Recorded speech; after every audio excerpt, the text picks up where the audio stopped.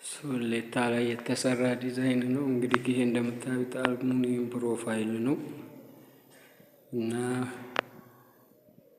እንደተመቻችሁ ኮሜንት መስጠት ትችላላችሁ። ስራችንን ከወደዳችሁት ላይክ፣ አስተያየት ካላችሁ ደግሞ በኮሜንት መስጠት ትችላላችሁ። ሶሌታ ነው።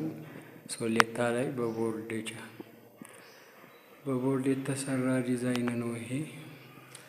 እዚህ እንደምታዩት እቺ ደግሞ አልሙኒየም ፕሮፋይል ናት። ያው የካሜራ ጥራት ብዙም ስለሌለው ነው እንጂ እንደምታዩት ነው።